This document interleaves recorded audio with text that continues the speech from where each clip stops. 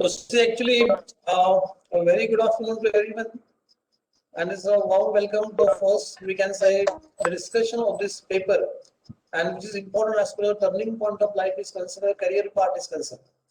And I hope कि मुझे यहाँ पे रिस्पॉन्स कुछ कुछ यहाँ पे नजर आ रहे हैं, ठीक है, क्योंकि मेरी स्क्रीन काफी इसमें डिवाइड हो चुकी है। मेरे स्क्रीन पे आपका मॉडल आंसर डिस्प्ले, मेरे स्क्रीन पे मैं भी खुद को देख रहा हूँ, मेरे स्क्रीन पे आपके रिस्पॉन्स को भी मैं देख रहा हूँ।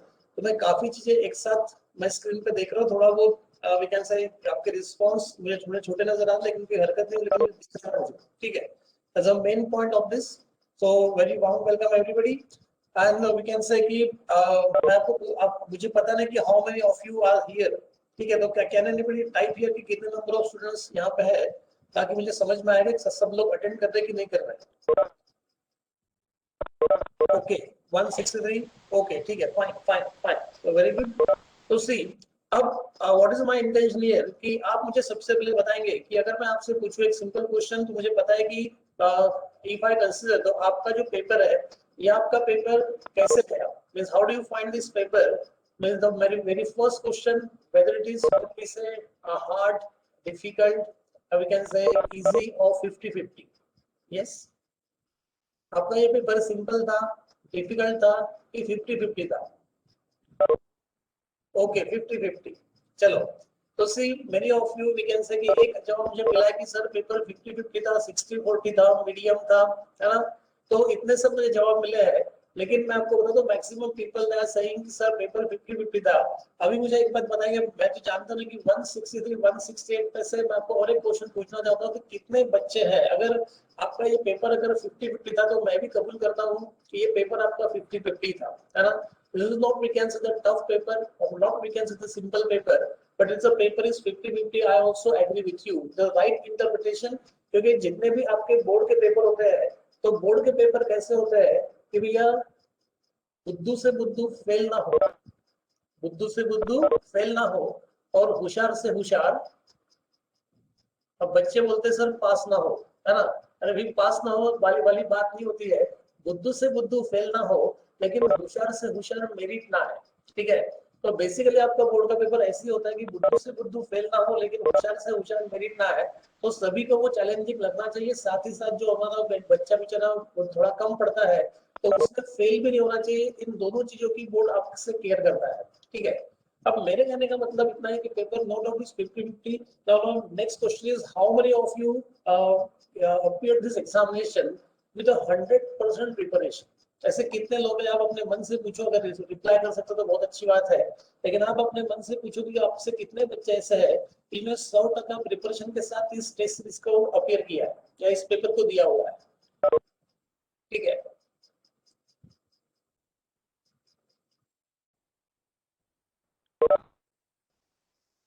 Hundred percent preparation anyone? Maximum no रहेंगे मुझे पता है ना। चलो विद 80% प्रिपरेशन, 80% प्रिपरेशन, 80% प्रिपरेशन, हाँ चलो 90% प्रिपरेशन। एक मानसी मुझे एक रिप्लाई मिला 90% प्रिपरेशन के साथ दिया, बहुत अच्छी बात है, कॉन्ग्रेचुलेशंस, ठीक है। तो आप मुझे एक बात बताएंगे, मैं फिर से ये क्वेश्चन मैं क्यों पूछ रहा हूँ, because every year I used to ask this question to the students. मैं हर साल ये क्वेश्चन बच्चों को पूछता हूँ, और जितने भी बच्चे मेरे सामने रहते हैं, बेसिकली हम ये जो डिस्कशन है बहुत बड़े वीकेंड से हॉल में लेते हैं, तो एक 100-150 बच्चे हॉल में भी होते हैं, तो उसमें से हार्डली 2 या 3 बच्चे हाथ को ऊपर करते हैं कि सर हमने ये पेपर आपका 100% प्रिपरेशन के साथ दिया हुआ है, ठीक है। और मैक्सिमम, और अगर मैं बात करूँ 80%, तो 80% में भी एक हाथ तो हाथ ऊपर आता है, ठीक है। अरे कुल मिला जुला कर मैं ऐसा कह सकता हूँ कि 5 या 6 बच्चे या 7 बच्चे इस पेपर को वी कैन से कि एक सफिशिएंट प्रिपरेशन के साथ देते हैं, ठीक है। तो कुछ बच्चों को जो paper we can say that कि डिफिकल्ट लगा होगा, ऐसे भी कुछ बच्चे होंगे जो बोल नहीं रहे होंगे। तो मैं आपको कहना चाहता हूँ कि सबसे पहली बात, आपकी प्रिपरेशन 100% नहीं थी, ठीक है। दूसरी बात, आपकी प्रिपरेशन जितनी कुछ भी होगी, तो उसमें भी आपको कॉन्फिडेंस नहीं था, मैं ये भी कह सकता हूँ, ठीक है। और मैं तो ये भी कहना चाहता हूँ कि आपको ये भी देखा होगा कि भी सुना था, देखा था, समझा था, पर जाना ना था। ऐसी भी कुछ बातें आपके साथ हो सकती है, क्योंकि आपने उस पेपर को जब आपने रीड किया होगा, तो आपने आपकी जो प्रिपरेशन थे, उस प्रिपरेशन में आपको फील नहीं किया होगा कि मेरी प्रिपरेशन 100% हुई है, ठीक है। तो आप अपने खुद से पूछो कि अगर मैं पेपर को दे रहा हूँ तो क्या मेरी प्रिपरेशन अच्छी है, मेरी प्रिपरेशन 100% है, और अगर मैं बुक को बंद करूँ और एक एक क्वेश्चन को मेरे सामने लाऊं तो क्या मैं वो पेपर को एडमिशन क्वेश्चन को मैं याद कर सकता हूँ। ठीक है, जब आपका मन आपको ये बोलेगा कि हाँ सर बुक बंद करेंगे, नोट्स बंद करेंगे, और कोई क्वेश्चन का शीट मेरे पास होगा और उस क्वेश्चन में से आप कोई भी क्वेश्चन मेरे को पूछो तो मैं उसका जवाब दे सकता हूँ, या एटलीस्ट मुझे कुछ तो भी याद आ रहा है। ठीक है, ऐसा जब आपका दिमाग आपको बोलता है तो then you we can say feel yourself कि आपका प्रिपरेशन अच्छा है। लेकिन बेसिकली होता क्या है कि मोस्ट ऑफ द पीपल इसको 10 के साथ कंपेयर करते हैं कि 10th में हमने बहुत अच्छा कर लिया तो डेफिनेटली हम 12th में भी अच्छा कर रहे हैं या फिर कर ही लेंगे, ऐसा उनको एक ओवर कॉन्फिडेंस दिखाने वाला हो सकता है। ठीक है, तो जैसा 12th स्टैंडर्ड अभी भी आपके पास समय है तो उसके अकॉर्डिंगली आप लोग अच्छे से प्रिपेयर करेंगे, और मैं कहता हूँ जो डिफिकल्ट क्वेश्चन है उसको आप लिख कर देखेंगे तो ज्यादा अच्छा होगा। ठीक है, तो वी कैन से कि with this my brief introduction upon step पर भी अपने पेपर पे आ रहे हैं। ठीक है, तो देखो मैं यहाँ पे जहां तक बात करता हूँ तो सबसे पहले मैं उन क्वेश्चन की बात करूंगा कि जो मेरे हिसाब से आपको नहीं आ सकते हैं या फिर आपको नहीं आए होंगे, तो मैं उसके बारे में आपको बात करूंगा। और आपके सामने जो स्क्रीन यहाँ पे शेयर हो रही है तो आप भी लोग देख सकते होंगे कि जो डार्क इसमें दिया हुआ है तो ये आपके आंसर्स है। ठीक है, तो देखो पहला जो क्वेश्चन है आपको यहाँ पे दो आइडेंटिकल स्प्रिंग के बारे में बोला गया है कि उन्हीं दो आइडेंटिकल स्प्रिंग को जिनका स्प्रिंग कांस्टेंट के है। ठीक है, अब इनको आपने एक बार कनेक्ट किया सीरीज में, एक बार कनेक्ट किया पैरेलल में, तो आपको बोलते हैं ratio of their period of vertical oscillation will be, है ना। तो देखो ये आपको पता है कि दो स्प्रिंग है, एक बार उनको आपने सीरीज में कनेक्ट किया तो आप उसको लेंगे केस, है ना। आप मुझे बताएंगे कि मैं जो बोल रहा हूँ ये आपको समझ में आ रहा है तो ठीक है, अदरवाइज मेरे पास बोर्ड भी है तो मैं बोर्ड पे उसको आपको लिख के बता सकता हूँ। ठीक है, तो नेचुरली मुझे कहने का मतलब है कि T is equal to 2 pi under root of m upon k, ये आपका होता है general formula for period of oscillation of a particle which is suspended to the what we say spring. तो आपको दिया है वहां पे कि मेटल ब्लॉक को आपने सस्पेंड किया हुआ है। ठीक है, तो T is equal to 2 pi under root of m upon k, तो वो जो k है उसको आप लेंगे एक बार ks because equivalent spring constant when they are connected in what we say series, और एक बार लेंगे kp, है ना। तो आप अगर आपको पूछा गया देखो सबसे पहले कि सबसे पहले उन्होंने कनेक्ट किया सीरीज में, कुछ बच्चों ने क्या किया होगा कि सीरीज क्या और पैरेलल क्या, है ना। लेकिन क्वेश्चन का सीक्वेंस देखो आप लोग, पहले वो बोलता है कि first in series and then in parallel, तो आपको जो रेशियो निकालना है ना वो निकालना है टीएस अपॉन टीपी का। क्या निकालना है आपको रेशियो टीएस अपॉन टीपी का। तो देखो मैं आपको यहाँ पे कहना चाहता हूँ, अगर मैं आप सभी लोगों को मैं यहाँ पे देख रहा हूँ, ठीक है, तो सी मेरे कहने का मतलब आपको जो रेशियो निकालना है वो निकालना आपको टीएस अपॉन टीपी का। ठीक है, और आपका जो जनरल फार्मूला है तो जनरल फार्मूला आपको यहाँ पे बनता है T is equal to under root of M upon के।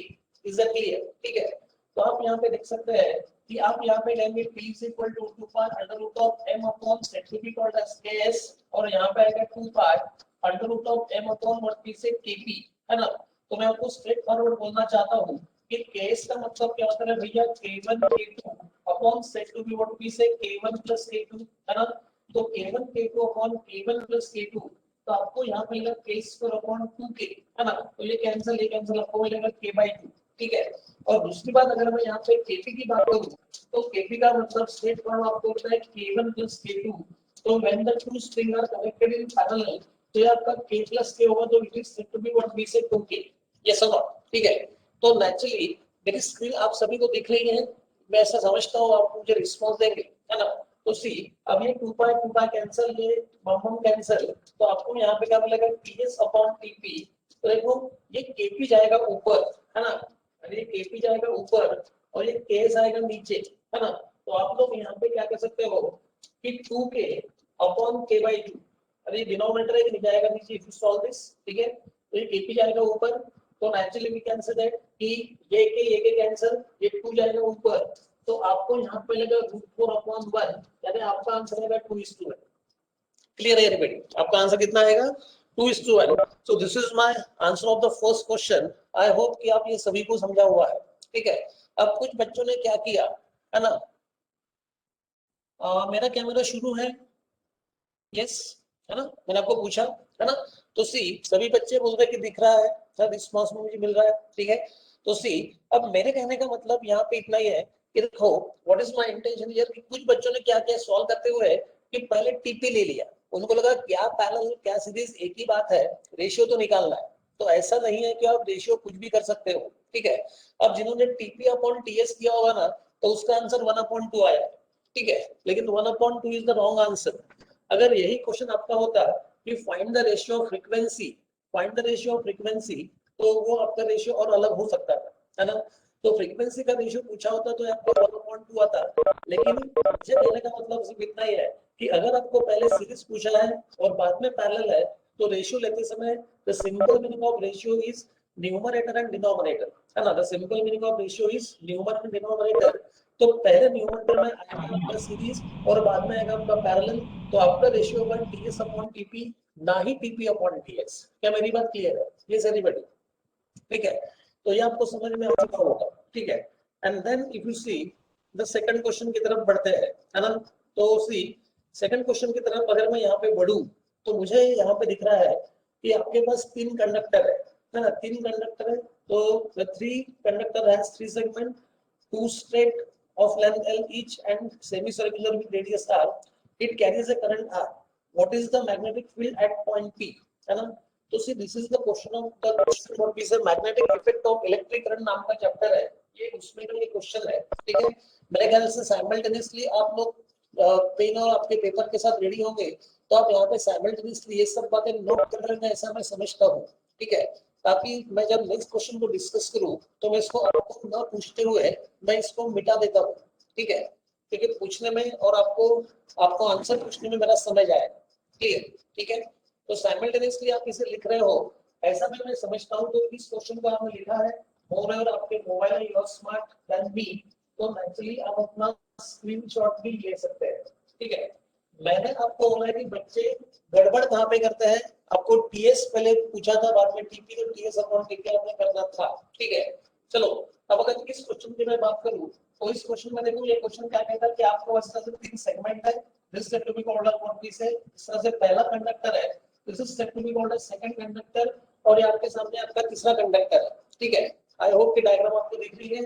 एंड एक्चुअली ये करंट किस तरह से ऐसे पास हो रहा है, तो करंट किस तरह से पास हो रहा है आपको निकालना है, the magnetic induction at this point. तो इस पॉइंट पर आपको मैग्नेटिक इंडक्शन निकालना है। तो see basically you have what you have to use the Biot-Savart law, है ना। तो Biot-Savart law का आप यहाँ पे इस्तेमाल करेंगे, and by using this Biot-Savart law I can say that कि you can say that कि B is equal to we can say mu0.45, है ना।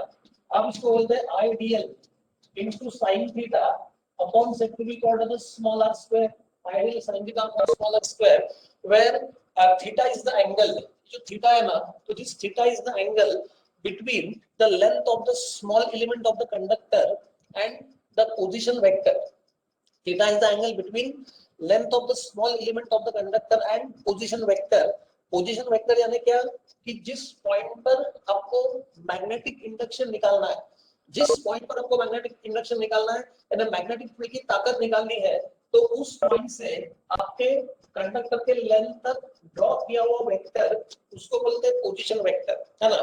तो आपको मैग्नेटिक इंडक्शन निकालना है इस पॉइंट पर, आपको मैग्नेटिक फील्ड ऑफ इंडक्शन निकालना है इस पॉइंट पर, तो इस पॉइंट से ये जो आपका सेकंड कंडक्टर है मेरे ख्याल से, तो ये सेकंड कंडक्टर आपका inner form of semi circle है, ठीक है।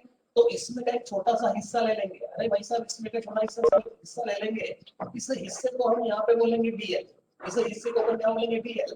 तो इस लेंथ में इस पोजीशन वेक्टर के साथ जो एंगल बनाया है that is said to be your theta. Are you getting my point, ठीक है। तो see this is said to be what we say what is the theta. Theta is the angle between the length of the semi length of the conductor and the position vector. कि position vector कौन सा कि जिस point पर आपको magnetic induction है magnetic field की ताकत निकालना है, उस पॉइंट से कंडक्टर के लेंथ तक ड्रॉ किया हुआ वेक्टर ये आपका पोजीशन वेक्टर आर है, ठीक है।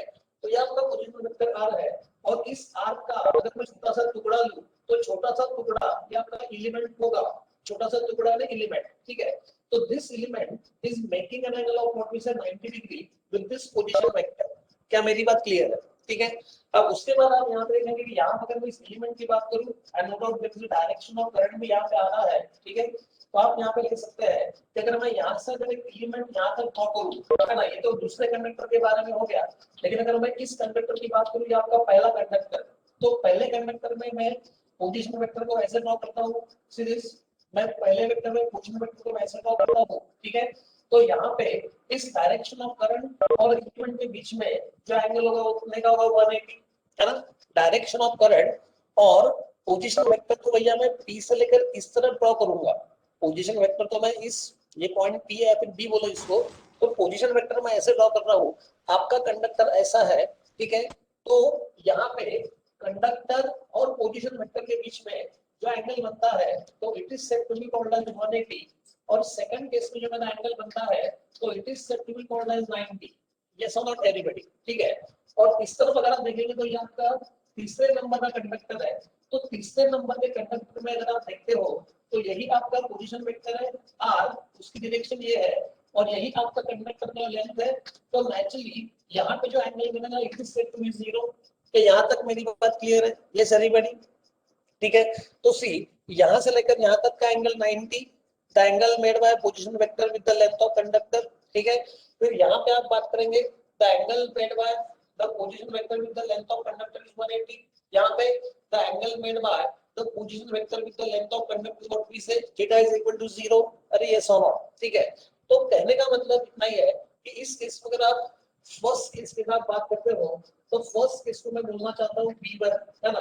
तो इसकी वजह से इसमें इसमें जो करंट है, इस करंट की वजह से इस पॉइंट पर जो मैग्नेटिक फील्ड डेवलप होगी, आपको पता है करंट पास करेंगे तो मैग्नेटिक फील्ड डेवलप होती है ना। whenever the current passes through the conductor, magnetic field develop in the surrounding space of the conductor, ठीक है। तो नेचुरली यहाँ से आप करंट पास करेंगे तो इसमें से करंट पास करने की वजह से यहाँ पे जो मैग्नेटिक फील्ड डेवलप होगी, उस मैग्नेटिक फील्ड की ताकत के लिए आप वहां पे क्या पुट करेंगे, 180 डिग्री पुट करेंगे। और मुझे पता है कि आपको पता है what is sine 180, yes everybody, ठीक है। साइन 180 क्या होगा, 0, है ना। अरे भैया साइन 180 क्या होगा, 0। उसके बाद अगर आप यहाँ पे बात करेंगे तीसरे की बात करूं, ठीक है। तो तीसरे के लिए मैं इसको बोलता हूँ P3, what I call it, तीसरा कंडक्टर तीसरे के लिए बोलता हूँ P3, है ना। तो फिर तीसरे के लिए आप देखो यही आपका पोजीशन वेक्टर है और वही आपका कंडक्टर का लेंथ है उस दिशा में, ठीक है। तो direction of position vector and length of the conductor are same. तो भाई साहब थीटा इज इक्वल टू क्या होगा, 0। थीटा अगर 0 हो गया तो फिर आप वहां पे 0 पुट करेंगे, और वहां पे 0 पुट करेंगे तो आपका साइन 0 क्या होगा, 0। अरे साइन 0 क्या होगा, 0। तो इसमें से करंट पास करने की वजह से यहाँ पर जो मैग्नेटिक फील्ड डेवलप होती है उसका थीटा 0 होगा। तो यहाँ पे डेवलप होने वाली मैग्नेटिक फील्ड की ताकत 0 होगी, इसमें से करंट पास करने की वजह से, ठीक है। सिमिलरली इसमें से करंट पास करने की वजह से यहाँ पे जो मैग्नेटिक फील्ड डेवलप होगी उसकी जो ताकत होगी उसके लिए आप थीटा यहाँ पे 180 पुट करेंगे। तो इसका भी आंसर क्या होगा, 0, क्योंकि μ0/4 पाई r, और ये r तो क्या है, कांस्टेंट, है ना। तो ये μ0/4 पाई r r स्क्वायर कांस्टेंट। तो आपका जो कुछ भी मैग्नेटिक फील्ड का ताकत है वो एक्सक्लूसिवली किस पे डिपेंड है, थीटा पे डिपेंड, ठीक है। और इफ यू सी तो ओनली यहाँ पे थीटा 90 होने की वजह से in a second case if I consider, तो यहाँ पे आपका जो थीटा है वो आपका थीटा क्या होता है, 90 होता है, ठीक है। तो यहाँ पे थीटा 90 होने की वजह से आपको यहाँ पे मिलेगा sec to be what we say sin 90 and sin 90 what we say 1। तो आपको यहाँ पे लगा b2 is sec to be called what we say μ0/4 pi, and in this case sec to be ideal upon what we consider r square, ये सब, ठीक है। आता तुम्ही मला सांगा कि ये तो जो मैग्नेटिक फील्ड डेवलप हुई है, ये तो जो मैग्नेटिक फील्ड डेवलप हुई है इस छोटे से एलिमेंट में करंट पास करने की वजह से हुई है, क्योंकि अब तक मैंने जो कंडक्टर का हिस्सा लिया है इन्होंने छोटा सा हिस्सा लिया है। अरे ये जो मैग्नेटिक फील्ड है ये मैग्नेटिक फील्ड सिर्फ इस छोटे से एलिमेंट में करंट पास करने की वजह से हुई है, लेकिन भैया करंट तो ये पूरा है ना। अगर ये करंट तो आपके साथ में पूरा है, ठीक है। अगर ये करंट आपके साथ में पूरा है तो आप लोग यहाँ पे क्या करेंगे कि यहाँ पे इसकी लेंथ 0 लेंगे और यहाँ से लेकर यहाँ तक इसकी जो लंबाई है it is said to be pi r, और ये सब, ठीक है। If I want the total magnetic field because of the complete loop, अगर मुझे पूरे लूप की वजह से अगर मैग्नेटिक फील्ड चाहिए तो मुझे क्या करना पड़ेगा, तो this is small magnet of magnetic field, इसको मैं dB बोलूंगा, ठीक है।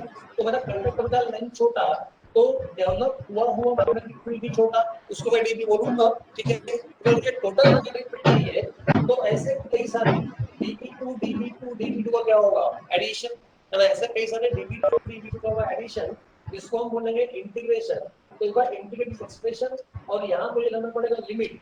आई need to consider limit here 0 to what we say pi r, यहाँ पर 4 पाई, यहाँ पे होगा ideal upon set to be what we say r square. ठीक है, तो इंटीग्रल ऑफ dp2 को मैं बोल सकता हूँ this is my p2, and मुझे पता है कि आपको पता है कि जो कांस्टेंट होता है उसका इंटीग्रेशन नहीं होता है, तो आपको मिलेगा ये ऐसा 0 to pi r and we can see that dl, ये सब। ठीक है, तो naturally when you solve this, आप अगर उसको सॉल्व करते हो तो integral of dl is l।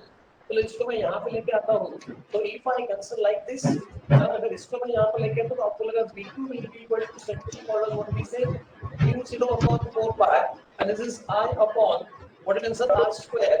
तो ये होगा आपका integral of dl is l, और यहाँ पे अगर 0 to what we say pi, इस l की जगह एक बार pi r पुट करेंगे, एक बार 0 पुट करेंगे, upper limit minus lower limit. तो लोअर लिमिट को तो पुट करने कोई मतलब नहीं है, है ना।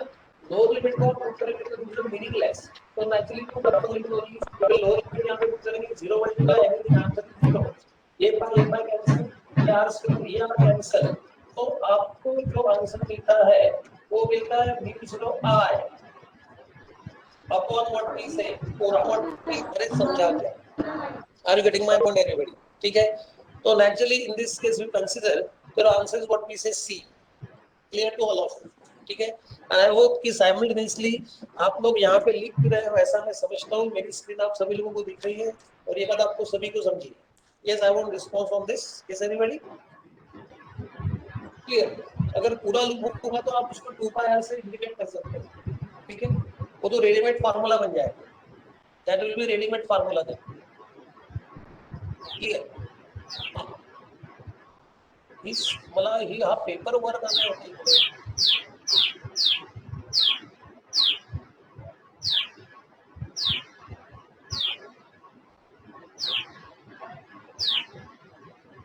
हाँ चलो। अब तो इसके बाद वी कैन से कि जो मैंने नेक्स्ट क्वेश्चन आपको पूछा था, आई होप आप सभी को समझा है। ठीक है, और आप मेरे साथ साइमल्टेनियसली लिख भी रहे होंगे ऐसा मैं समझता हूँ, तो ऐसा मैंने ठीक समझा है कि कुछ बच्चों के रिस्पॉन्स मुझे यहाँ पे दिख रहे हैं, और जो रिस्पॉन्स कर रहे हैं इसका मतलब सभी के लिए मैं वही बात समझना चाहता हूँ। ठीक है, तो see there are certain limitations of online, तो चलो कोई हरकत नहीं है। तो सी अब देखो, सीरीज लिमिट का मतलब होता है n is equal to infinity, and you know the formula for what we say your wavelength what we say wave number 1 upon lambda is equal to, आपको पता है ना, 1 upon lambda is equal to we can say that कि 1 upon r in bracket 1 upon p square minus 1 upon n square, है ना। तो जो series limit होती है, तो series limit for Lyman series, Lal Bal Pal बोलते हैं उसको, है ना। Lal Bal Pal, Lal means Lyman, Pal means Paschen, and P for Pal means what we say Lyman, Palmer and Pasture। लाल बाल पाल बोलता हूँ उसको, तो लाल के लिए P equal to 1, बाल के लिए P equal to 2 और पाल के लिए P equal to 3। ठीक है, फिर आपको आपके हायर सीरीज पता है, फिर आपको what is P1 and Brackett series वगैरह वगैरह। ठीक है, तो स्क्रीन शेयरिंग मैंने सी सबके पास है क्या, देखो सबके पास। दिस इज ओनली क्वेश्चन, सी हम लोग सिर्फ ना ये इसको डिस्कस कर रहे हैं, ये जितना भी आपको दिख रहा है विजिबल है, तो लेट अस कंटिन्यू, क्योंकि अभी सेटिंग को चेंज करेंगे तो पूरा फिर गड़बड़ हो जाएगा, है ना। इसके बाद भी आपके सभी ऑनलाइन डिस्कशन है ना। तो अगर if you able to see this, ज्यादा तकलीफ नहीं है तो बहुत अच्छी बात है, इस पे आप समझ लो, है ना, क्योंकि मैं पूरा तो पेपर यहाँ पे बताने वाला नहीं, कंप्लीट पेपर तो नहीं बताऊंगा मैं आपको, ऑब्जेक्टिव क्वेश्चन बताऊंगा वो रहेगा। ठीक है, हाँ चलो ठीक है। अब देखो सीरीज लिमिट के लिए क्या बोलेंगे, वो सीरीज लिमिट किसकी भी हो, वो लाइमन की हो, बाल्मर की हो, पास्चन की हो, मेरा n का वैल्यू क्या होता है इंफिनिटी, मेरा n का वैल्यू क्या होता है इंफिनिटी, तो बस लाइमन के लिए अगर आप n equal to infinity put करते हो तो you will get the answer 1 upon r। अभी ऐसा नॉट, क्योंकि लाइमन के लिए p इक्वल टू 1, तो 1 upon r in bracket 1 upon p square minus 1 upon n square, so this is the value of 1 upon lambda l, 1 upon lambda l। ठीक है, तो naturally मेरे कहने का मतलब यहाँ पे इतना ही है in this case p equal to 1 put करेंगे और n इक्वल टू आप इन्फिनिटी पुट करेंगे, तो आप कहीं भी लिखो कि जब जब सीरीज लिमिट होता है, unlike the word series limit wavelength of Lyman series, आपकी series limit wavelength of partial series, आपकी series limit wavelength of partial series, तो n का वैल्यू आपका इन्फिनिटी होगा, ये बात आप लोग ध्यान रखें। क्लियर है? ठीक है, so this is the answer is 1 upon r. ठीक है, then the next question is another good question कि fraction of total current passing through galvanometer, है ना। अब ये क्वेश्चन ऐसा भी आ सकता है, the fraction of total current passing through shunt, इसको ब्लैक बोर्ड पे लूं ग्रीन बोर्ड पे लूं कि आप समझ गए मुझे बताएंगे। ठीक है, this is s upon s plus g इसका आंसर आता है। चला कळला का सांगा, ग्रीन बोर्ड वर घ्यायचं की कळलं आहे? हाँ, बहुत अच्छी बात है, चलो बहुत बढ़िया। ठीक है, तो समझ गया, इसका मतलब ये बहुत अच्छी बात है। तो see naturally we can say that कि s upon s plus g, then the next question again is simple question, straight forward, उसका आंसर b था। the boolean expression for exclusive or gate is what we say a, what we say b। ठीक है, तो then again question number 6, ये भी थोड़ा अच्छा question था।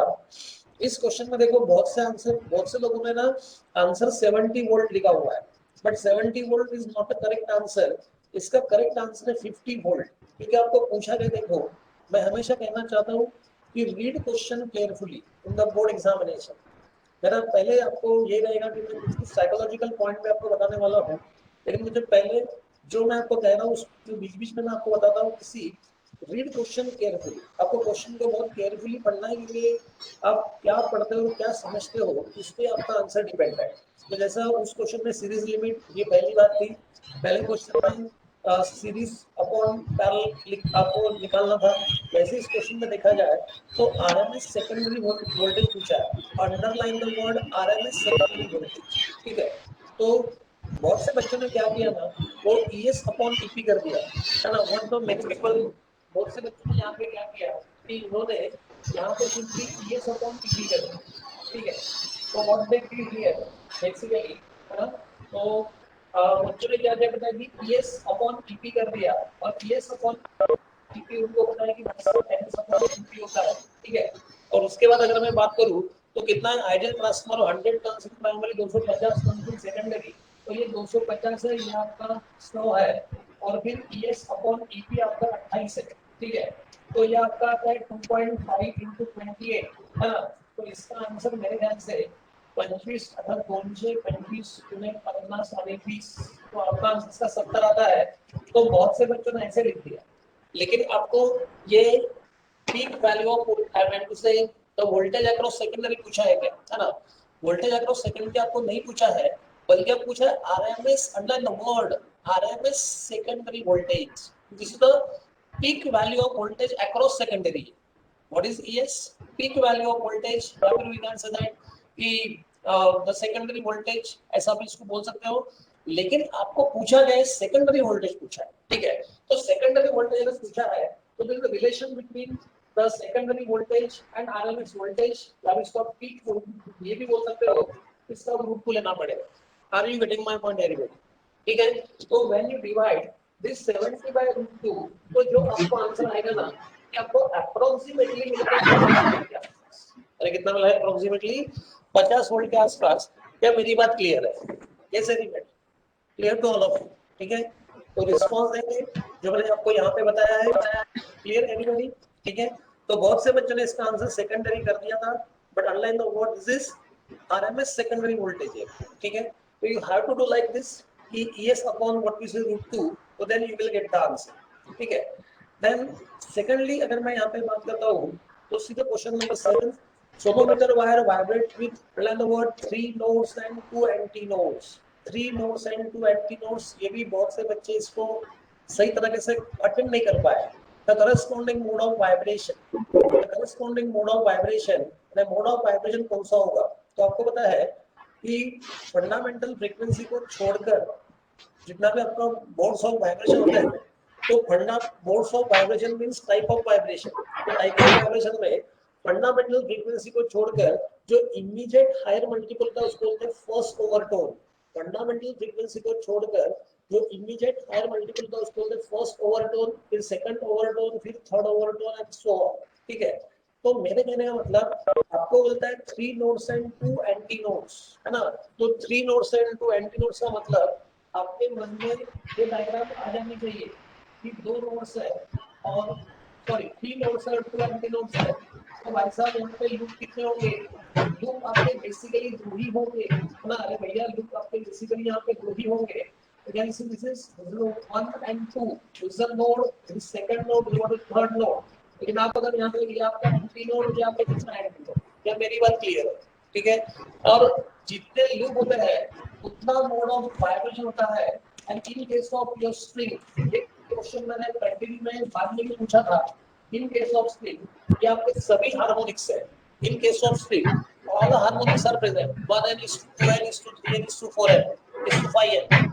तो इसमें ये जितने लूप के साथ वाइब्रेट होता है ना, तो वो मल्टीपल ऑफ n होता है। अगर 3 लूप है तो 3n होगा, 4 लूप है तो 4n होगा, 5 लूप है तो 5n होगा। ठीक है। तो यहाँ पे देखो आपका ये 3 नोड है। ये पहला node, the displacement of particle of medium is minimum is called node and displacement of particle of medium is maximum is called antinode। ठीक है। ये पहला नोड है, दूसरा नोड, तीसरा नोड, ये पहला एंटीनोड है, दूसरा एंटीनोड। क्लियर? ठीक है। तो नेचुरली जितने आपके लूप होंगे उतना आपका मोड ऑफ वाइब्रेशन होगा। So this is said to be called as what we say 2n. 2n means 1n is to 2n is to 3n is to 4n। तो 1n आपका फंडामेंटल है, तो 2n कितना होगा? फर्स्ट ओवरटर्न हो जाएगा। क्या मेरी बात क्लियर है? Yes everybody. तो answer is first overturn. I hope कि आपको डायग्राम दिखी है, ऐसा मैं समझता हूं। ठीक है। Yes everybody. उसके बाद अगर आप बात करेंगे, ठीक है, इसके बाद अगर आप बात करेंगे विजिबल लाइट, तो बहुत सिंपल क्वेश्चन है, 400 से 700 एनएम के बीच में आना चाहिए। देन इसके बाद का जो क्वेश्चन था ये थोड़ा अच्छा क्वेश्चन था। देखो ये क्या कहता था, बताइए क्या, कि which of the following is incorrect relation। Fortunately मैं आपको मैग्नेटिज्म नाम के चैप्टर में बताना चाहता हूँ ना, इतना सिलेबस रिड्यूस हुआ है कि पूरा पैरामैग्नेटिज्म, डायमैग्नेटिज्म, फेरोमैग्नेटिज्म पूरा हटा दिया है। ठीक है। जो कुछ भी वहाँ पे मैग्नेटिक डायपोल इलेक्ट्रॉन ही है। और उसके बाद ये पूरा वी कैन से कि किसी टॉरॉइड में अगर आप किसी आयरन के रॉड को इंसर्ट करते हो, ठीक है, तो टोराइड में करंट पास करने की वजह से जो आयरन के रॉड में जो मैग्नेटिक फील्ड आती है, उन सभी के बारे में यहाँ पे रिलेशंस है। तो बस ये बहुत ही छोटा आर्टिकल है। एंड फॉर्चुनेटली इस आर्टिकल को अच्छे से परफॉर्म करो तो आपके ये 3 मार्क या 4 मार्क कोई भी आपसे ले नहीं सकता है। बहुत ही छोटा आर्टिकल मैग्नेटिज्म इस साल का, वेरी वेरी सिंपल। तो थोड़ा थोड़ा लॉजिकल आपको इसको सोचना पड़ेगा और कुछ भी नहीं है। तो यहाँ पे आप देख सकते हो कि 9 के क्वेश्चन में आपके सभी रिलेशन सही है ना। आपको पूछा क्या है? Incorrect relation. लोगों ने इसको देखा कि नीचे दिए में से कौन सा करेक्ट रिलेशन है, और कुछ भी लोगों को लगा होगा सर क्वेश्चन ही गलत है ना। क्वेश्चन गलत नहीं है, लेकिन पूछा गया which of the following is incorrect पूछा है, तो इसका answer C is the correct answer. Are you getting my point? ठीक है। उसके बाद मैं आपको कहना चाहता हूँ for which of the following does the centre of mass lies outside the body.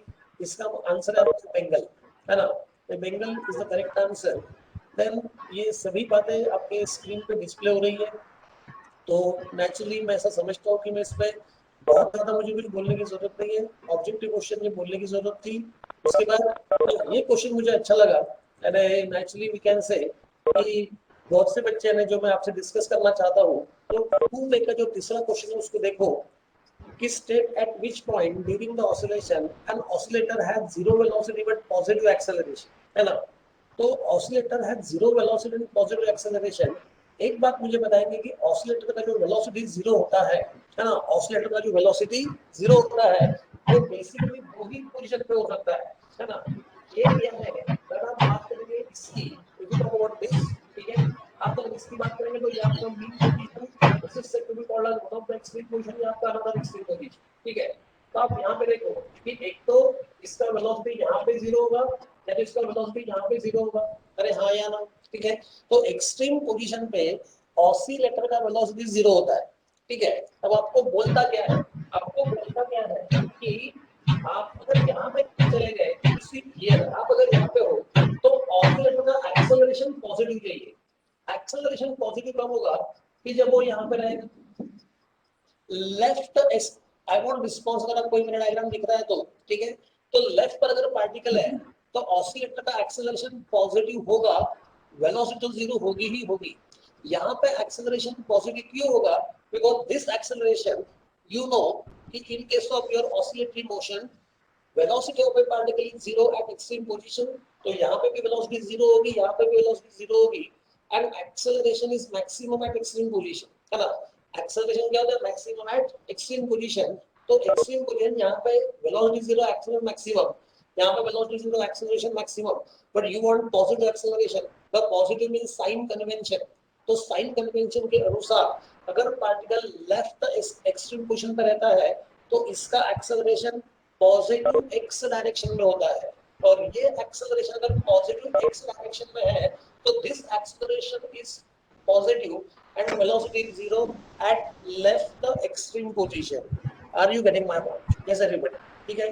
तो आपका क्वेश्चन का आंसर था at left and a negative extreme position, so what we say, the particle has zero velocity and positive acceleration. Clear everybody? ठीक है। तो इसके बाद बाकी के जो क्वेश्चन थे, तो इसी में भी मैं कहना चाहता हूँ कि ये बाकी के सभी क्वेश्चन आपको आने चाहिए, ठीक है। उसके बाद एक बहुत अच्छा क्वेश्चन है, क्वेश्चन नंबर 6, व्हाट वी से, state the relation between SI unit of volt and weber, है ना। SI unit of volt and weber, तो naturally there's a relation between what we say that E is equal to d phi by dt, है ना। Lenz law आपको पता होगा, E is equal to d phi by dt, तो E हमें what is the volt means the EMF बोलते हैं उसको, ठीक है।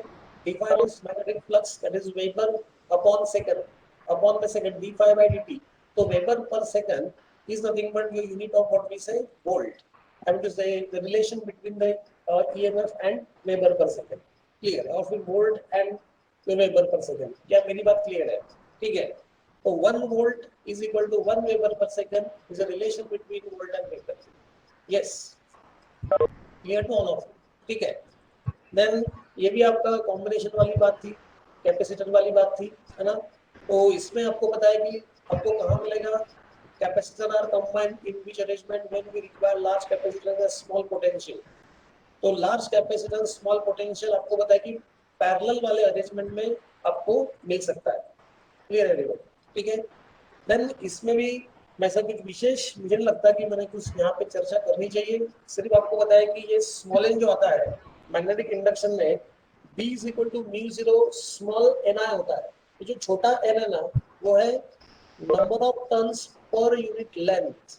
तो total number of turns is capital N, पर का मतलब डिनोमिनेटर, पर यूनिट लेंथ है ना, आपका क्या होगा, पूरा जो लेंथ है टोरॉइड का, बोलो मेरे ख्याल से टोरॉइड पे क्वेश्चन था, है ना। तो टोरॉइड का जो लेंथ होगा वो आपका होगा सरकमफेरेंस। अरे भैया टोरॉइड का लेंथ क्या होगा, व्हाट वी से सरकमफेरेंस, ठीक है। So therefore n is equal to set to be what we consider here कि n is equal to small n equal to n upon 2 pi r। तो इसको आप यहाँ पे लिख सकते हो, ये एवरीबॉडी, ठीक है। So this is somehow you have to solve the question. उसके बाद अगर मैं बात, यही एक इम्पोर्टेंट बात थी, बाकी तो putting the value gate the answer वाली बात है ना। तो जो मैं डिस्कस कर रहा हूँ, आपके अगर रिस्पॉन्स आते हैं उसके साइमल्टेनियसली तो मुझे काफी अच्छा लगेगा, ठीक है। कि मुझे समझ में आएगा कि हमारे बच्चों को मैं जो कह रहा हूँ वो बातें उन तक पहुँच रही है। मुझे पता है कि मुझको बहुत बोलना है और आपको बहुत सुनना है, और वैसे भी ऑनलाइन वाली बात है, तो थोड़ा पेशेंस, थोड़ा दिमाग आपको ठिकाने पे लगाना रखना पड़ेगा। मुझे पता है दोपहर का समय है और आप सभी का दिमाग ठिकाने पे है, ऐसा मैं समझता हूँ, ठीक है। कोई चाय कॉफी नहीं पी रहा है तो बहुत अच्छा हो रहेगा, तो चाय पीते पीते कॉन्सेंट्रेशन चाय पे चला जाएगा, है ना। तो चलो अब देखो, इस क्वेश्चन में अगर मैं बात करूँ तो व्हाट आई कैन कंसीडर, तो is the beauty of this question number 5 is electric dipole consist of two opposite charges each of magnitude 1 microcoulomb separated by 2 centimetre. तो वो जो 2 सेंटीमीटर ना, वो बेसिकली आपकी what we say electric length है, Q into 2L। Electric length is what we say 2 centimetre, that is the beauty of this problem. तो 2L का value ही 2 centimetre है, अरे कर्ल का, है ना। 2L का वैल्यू ही 2 सेंटीमीटर है ना। ये this is a model question answer paper, ये आपको डिस्प्ले मिलेगा आपके साइट पे, वेबसाइट पे हमारे डिस्प्ले मिलेगा आपको, ठीक है। तो इसके बाद ये भी एक अच्छा क्वेश्चन था, देखो कि the define phasor dot diagram representing it, a rotating vector that represent a quality varying sinusoidally। है ना, a rotating vector that present a quantity varying sinusoidally is said to be called what we say phasor, और उसका corresponding figure भी आपको पता है। ये question बहुत से बच्चों ने अटेंड नहीं किया था, तो इस मॉडल आंसर से इसको आप देख सकते हो। बाकी अभी जो मेरा पेपर था ये पूरी तरीके से आपका बुक में से था, है ना। उसके बाद अगर मैं बात करता हूँ तो नेक्स्ट क्वेश्चन को जो मैं डिस्कस करना चाहता हूँ, तो बाकी तो कंप्लीट बुक में से है। जैसे question number 14, question number 14, pipe open at both end and pipe close at one end, इन दोनों के फंडामेंटल फ्रीक्वेंसी के बारे में आपको वहां पे रिलेशन पूछा हुआ है। Pipe open at both end pipe close at one end, इन दोनों के फंडामेंटल फ्रीक्वेंसी के बारे में रिलेशन पूछा हुआ था, तो वहां पे आप क्लियर कट देख सकते हो। तो NC is equal to V upon 4L, fundamental frequency of a pipe which is closed at one end. NO is equal to V upon 2L. तो क्या करेंगे, NC को रीअरेंज करेंगे 2 into, सॉरी NO को रीअरेंज करेंगे 2 into V upon 4L। अरे NO को लिख सकते हैं ना 2 to the 4, तो अपने आप आपको 2 into what is V upon 4L NC, तो NO is equal to twice NC। So this is the relation between the fundamental frequency of a pipe open at both end and close at one end। Clear है everybody? ठीक है। उसके बाद ये एक बहुत अच्छा क्वेश्चन था कि जो बहुत से बच्चे अटेंड नहीं कर पाए, जिन्होंने किया उन्होंने अच्छा ही किया। एक तो ये क्वेश्चन किसने अटेंड नहीं किया, और जिन्होंने किया उन्होंने बहुत अच्छे से अटेंड किया है। तो अगर आई एम कंसीडर इस क्वेश्चन को मैं डिस्कस करूं या आपको स्क्रीन पर से समझ में आ जाएगा, मुझे बताएंगे जल्दी। ठीक है, ये जो मैं क्वेश्चन आपको बोल रहा हूँ क्वेश्चन नंबर 3 का ये पहला क्वेश्चन है ना, 15, क्वेश्चन नंबर 15। ठीक है, एक्सक्लूसिवली अपने बुक में से लिया गया है और कुछ भी नहीं है। ठीक है, तो आई होप स्क्रीन पर से समझ में आ रहा है कि आपको मैंने बोर्ड पे लेना चाहिए। ठीक है, तो सी व्हाट इज दिस की हाँ हे पीडीएफ तुम्हाला मिळेल ना, हे पीडीएफ तुम्हाला डेफिनेटली मिळेल। ठीक है, तो बोर्ड पे समझो कि ऐसे स्क्रीन पर मैं जो डिस्कस कर रहा हूँ तो आपको समझ में आ जाएगा।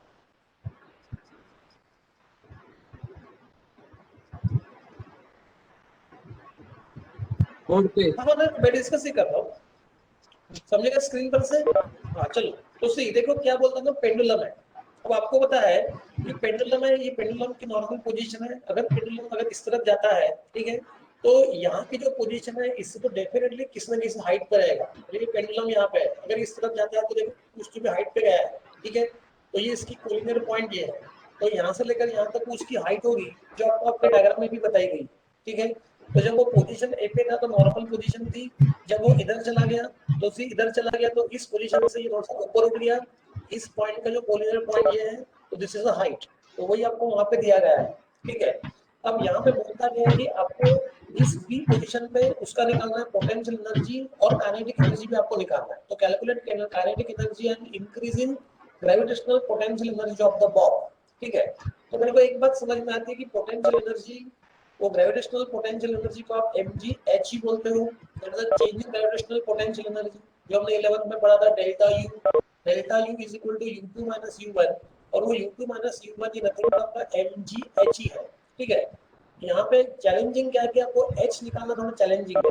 ठीक है, तो आप वहाँ पे देखो कि वो पेंडुलम ओरिजिनल क्वेश्चन के साथ यहाँ पे थीटा एंगल बनाता है। ठीक है, तो सी जब एंगल थीटा बनाता है ना, तो if you take the cos theta of that, तो डायग्राम पे आपको क्लियर कट OBC या आपको ट्रायंगल नजर आता है, राइट एंगल ट्रायंगल। ठीक है, तो इस OBC का अगर आप cos डालेंगे तो cos आपको मिलेगा एडजेसेंट अपॉन हाइपोटेन्यूज, तो मिलेगा OB अपॉन OC, तो OB is equal to OC cos theta, OB is equal to OC cos, sorry OC is equal to hypotenuse आपका OB होगा, तो OC इज इक्वल टू आपको मिलेगा OB cos theta, and what is OB L cos theta. अरे OB का मतलब क्या, length of pendulum, तो होगा L cos थीटा, है ना। तो देखो आपको निकालना है हाइट, तो B का कोलिनियर पॉइंट H है, B का कोलिनियर पॉइंट वहां पे, सॉरी B का कोलिनियर पॉइंट वहां पे C है, तो भाई साहब AC आपकी होगी हाइट, AC हाइट होगी, तो आप क्या करेंगे OA में से OC को माइनस करेंगे। अरे OA में से OC को माइनस करेंगे तो आपको एग्जैक्टली हाइट मिलेगी। OA में से OC को माइनस करो तो आपको AC मिलेगा, and what is AC height. यहाँ पे रिस्पांस चाहिए मुझे कि ये बात आपको समझ में आ चुकी है। तो OA का मतलब होता है आपका L, और OC का मतलब होता है L cos थीटा, है ना। OA का मतलब होता है आपका L, और सॉरी OA का मतलब होता है आपका L, और OC का मतलब होता है L cos थीटा। तो L minus L cos theta will be the height. Yes anybody? तो बस आपने फिर किया क्या है कि mgh में L into 1 minus cos theta वहां पे रख दिया. अब फिर से चैलेंजिंग है कि आप इसका cos थीटा कैसे निकालेंगे, क्योंकि ओसी भी आपको पता नहीं है, किसी का न्यूमेरिकल वैल्यू आपको पता नहीं है. तो देखो आपको दिया 75 RPM. 75 RPM means 75 upon 60 RPS होगा, रोटेशन पर सेकंड और रिवॉल्यूशन पर सेकंड, है ना. Omega is equal to 2 pi upon capital T.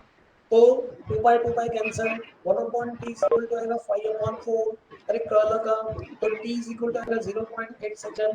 देखो आपको टी पता है, टी पता है तो आपको cos थीटा पता है. थोड़ा अच्छा प्रॉब्लम था ये. टी पता है तो आपको cos थीटा पता है. cos थीटा कैसे पता है? t इज इक्वल टू आपको फिर से पता है 2 pi under root of l cos theta upon g. नीचे बोलता है कि कहता है सर्वन्ना, आपको टाइम पीरियड पता है, यानी आपको cos थीटा पता है. कैसे पता है कि आप t is equal to 2 pi under root of l cos theta upon g करेंगे तो t square equal to 4 pi square l cos theta upon g. जी का वैल्यू आपको यहाँ पे पाई स्क्वायर लेने का है. वेरी इंपॉर्टेंट थिंग, जी का आपको क्या लेने का है? Pi square. उसको आप पूरी तरह से सॉल्व करते हैं तो आपको cos थीटा का देखो नीचे में सॉल्व करके दिया है मैंने. cos थीटा आपको आता है 0.8. अरे हाँ या ना, ठीक है. तो वो जो cos थीटा है वो आप ऊपर में पुट करेंगे, वो cos थीटा आप ऊपर में पुट करेंगे वो वाले फार्मूले में, तो आपको मिलेगा पोटेंशियल एनर्जी. ठीक है. Now you want the kinetic energy. देखो वहां पे नीचे में पुट करके भी बताया, पोटेंशियल एनर्जी आपको मिल गई. अब आपको क्या चाहिए? Kinetic energy. तो भैया kinetic energy is equal to 1/2 mv square. तो m में से कैसा, what is v square? r square omega square. अब r निकालना ये फिर से चैलेंजिंग था, r निकालना फिर से चैलेंजिंग था. देखो आपको पता है sin square theta plus cos square theta is equal to 1. तो sin theta is equal to 1 minus cos theta and so sin square theta is equal to 1 minus cos square theta, but sin theta is equal to under root of 1 minus cos square theta. तो बस यहाँ पे आप 1 minus 0.8 का square करेंगे तो आपको sin theta मिल जाएगा. ठीक है. And if you see the figure फिर से, तो what is sin theta? Opposite side upon hypotenuse यानी BC अपॉन OB मिलेगा. तो BC इज इक्वल टू आपको क्या मिलेगा? OB sin theta. यानी इफ यू सी दिस तो you will get the answer कि आपको मिलता है sin theta is what is BC upon OB. आपको BC चाहिए तो BC is equal to OB sin theta. OB आपका L है और sin थीटा तो अभी अभी निकाला है, तो L का वैल्यू आपका 0.2 है. 20 सेंटीमीटर का 0.2. क्या आप सभी को मेरी बात समझ में आ रही है ना? और sin थीटा आपका 0.6 है, तो r की वैल्यू कितनी होगी? 0.12. अरे यस और नॉट. ठीक है. देखो what is kinetic energy? 1/2 mv square. तो r square omega square. r आप वहां से पुट करेंगे, ओमेगा वहां से पुट करेंगे, इसको सॉल्व करेंगे तो आपको आंसर मिलेगा 0.04. I want response on this problem. क्या मैंने जब तक जो बोला है वो सभी को समझ आ रहा है? Yes everybody. The main point is h कैसे निकालेंगे and second main point is आपका r कैसे निकालेंगे. ठीक है. बाकी तो भैया फार्मूला ही है सब कुछ, और आपके स्क्रीन पे सभी बातें शेयर हो रही है. ठीक है. और मैंने आपको पूछा तो आपने मुझे बोला कि सर स्क्रीन पे बताओ तो समझ जाएगा, तो मैंने स्क्रीन पे इसको ले लिया और लिख भी दिया. अरे पहला कहा. ठीक है. और जो बच्चे बोलने में हिचकिचाते हैं प्लीज बोलो ताकि हमें समझ में आए, है ना. चलो बहुत बढ़िया. तो टिपिकल हमारे कुछ टिपिकल बच्चे वही रिस्पॉन्स दे रहे हैं जितने बाकी के बच्चे, मैं उनसे भी रिस्पॉन्स चाहता हूँ. ठीक है. तो सी अब ये क्वेश्चन ना थोड़ा सा अलग क्वेश्चन था, क्वेश्चन नंबर 16. उसमें आपको एज यूजुअल आपको काइनेटिक एनर्जी निकालना था. फिर आपको मैग्नेटिक फील्ड में जाने के बाद आपको रेडियस वेक्टर निकालना है under root of twice M upon QB. ये भी एक फार्मूला है. अगर आप इस चैप्टर को देखते हो तो आपको ये फार्मूला वहीं पे नजर आ जाएगा. ठीक है. तो आपको निकालना था मैग्नेटिक फील्ड की ताकत. तो radius is equal to under root of twice M upon QB. तो b is equal to under root of twice M upon QR. Direct curl का. ठीक है. हाँ अरे पीडीएफ मिलेगा. You don't worry about, absolutely don't worry about it. हम आपको PDF हम हमेशा हमारे हर साल इसके वेबसाइट पे हम डिस्कस हम इसको क्या करते हैं, अपलोड करते हैं आपकी कंप्यूटर की भाषा में. हमें तो कंप्यूटर थोड़ा कम आता है. ठीक है. तो सी अब यहाँ पे व्हाट यू कंसीडर. चला आता नेक्स्ट क्वेश्चन बाद तुमच्या समोर आहे परत. क्या बोलता है? Needle of sewing machine moves along a path of amplitude 4 cm and frequency 5 Hz. Find the acceleration. Underline the word 1/30 second after it has cross mean position. तो मीन पोजीशन को क्रॉस करने के बाद आपको निकालना है एक्सेलरेशन, यानी आपको निकालना है एक्सेलरेशन एट एनी पोजीशन। तो क्या होगा, what acceleration omega square x, and what is x, a sin omega t, yes or not, omega square x, what is x, a sin omega t। तो अब वहां पे थोड़ा मैं पता है चलो तो सी आपको मिलेगा what is this omega is 2 pi omega square a, और if you see the answer आपको मिल रहा है वहां पे 34.19, यस और नॉट एवरीबॉडी, ठीक है।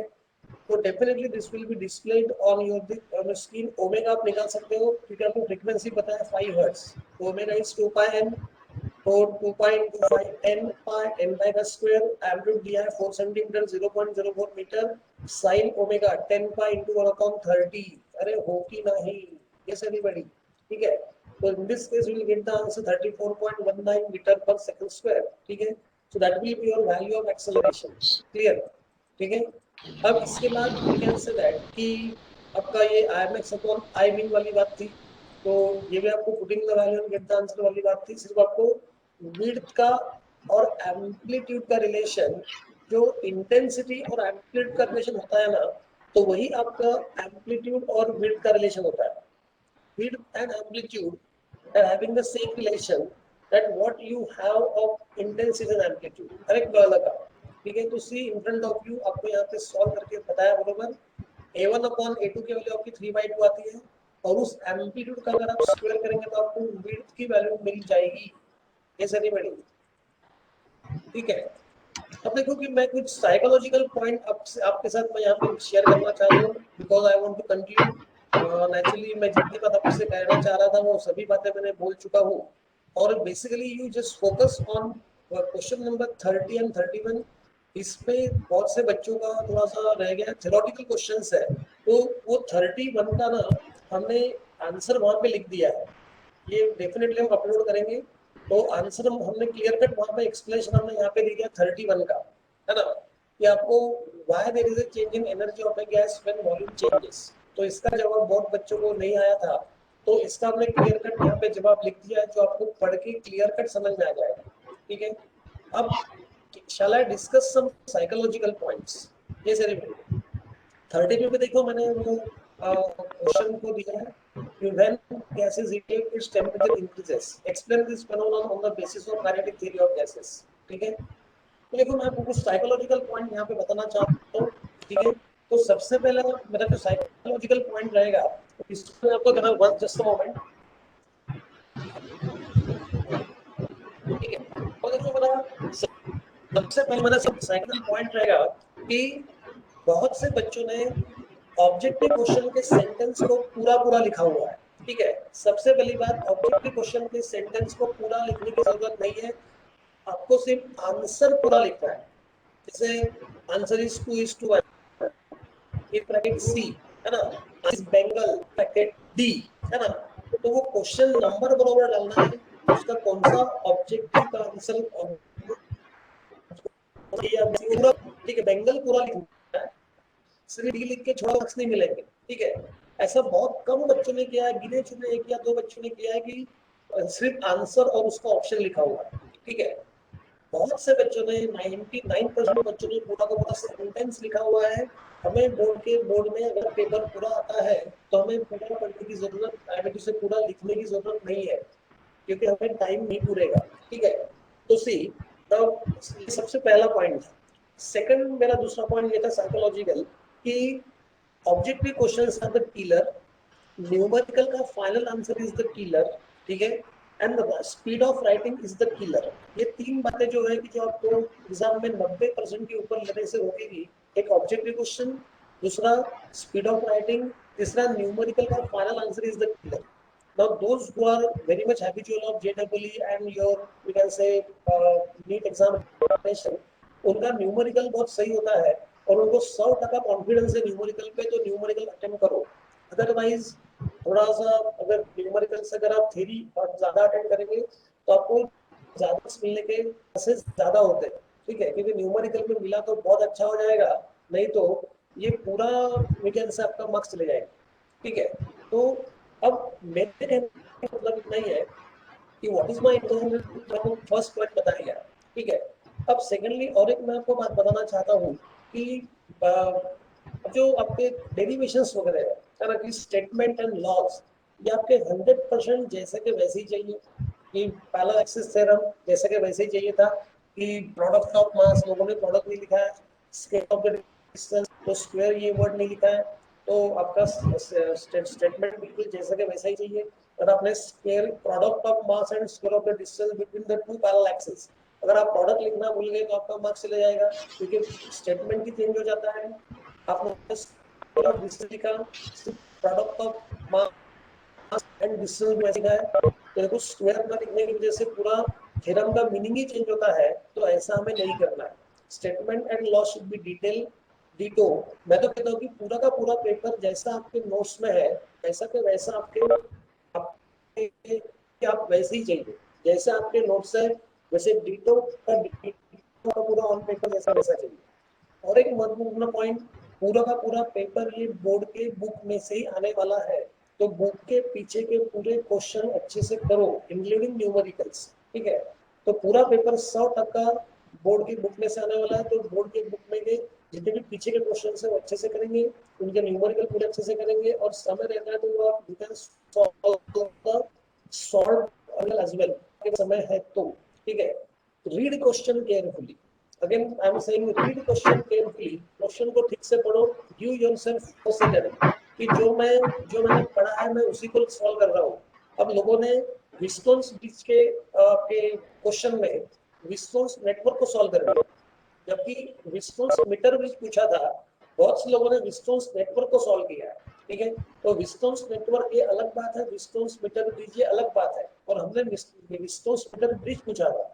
अब दोनों में विस्टोन विस्टोन आ रहा है, कुछ बच्चों ने विस्टोन ही देख लिया और पूरा नेटवर्क का सॉल्व कर दिया, ठीक है। ये काफी गलत बात है, ठीक है। तो need to understand the nature of question.